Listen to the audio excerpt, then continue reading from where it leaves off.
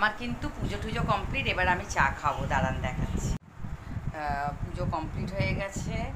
আমার গোপালরা দূর থেকে দেখাচ্ছি না, এই যে আমার গোপালরা বসে আছে, পুজো কমপ্লিট হয়ে গেছে। আর এই যে আমার চা চলে এসেছে, চা খাবো। কেমন আছেন? Good morning. এই যে আমার পুজো টুজো কমপ্লিট হয়ে গেছে। ওহো, পা দেখা যাচ্ছে। পুজো টুজো কমপ্লিট হয়ে গেছে, এবার আমি বসে পড়েছি চা খেতে। আর আমার আজকে চা নিয়ে নিয়েছি। দুধ চা হলে আমার বাসি রুটি থাকলে না আমার খেতে ভীষণভাবে ভালো লাগে, তাই আমি দুধ চা আর বাসি রুটি খেয়ে আজকের ব্লগটা শুরু করব। আমি না এখনও অবধি বুঝে পাই না ক্যামেরার ঠিক কোন দিকে তাকালে প্রপার হবে। শিখবো, হয়তো আস্তে আস্তে শিখবো।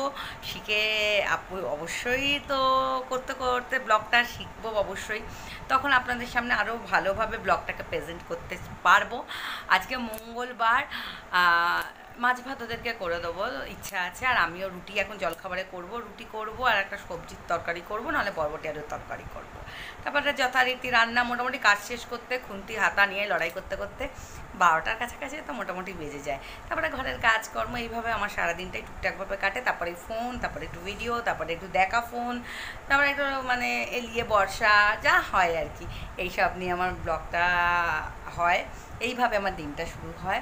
আজকের দিনটা একটু মেঘলা না রোদ বুঝতে পারছি না, আজকে ঘরের ভেতর থেকে মনে হচ্ছে একটু মেঘলা। যাক, আজ বেশি সাবান আজকে কাচিনি, অল্পই কেচেছি। তবে যারা কাজে কর্মে বেরাবে তাদের তো একটু অসুবিধা হয়, তাই না? আমরা নয় ঘরে থাকি, রোদ হোক বৃষ্টি হোক তবু ঘরের ভেতরে আছি, রোদ হলে পাকার তলায় আছি। যারা রাস্তাঘাটে আছেন, যারা রাস্তাঘাটে কাজ করছেন, যারা অনেক ঘুরে ঘুরে কাজ করছেন, তাদের সবারই মানে বৃষ্টি হলেও কষ্ট, রোদ হলেও কষ্ট হয়, তবু তাদের জীবন চালাতে গেলে সারভাইভ করেই চালাতে হয়।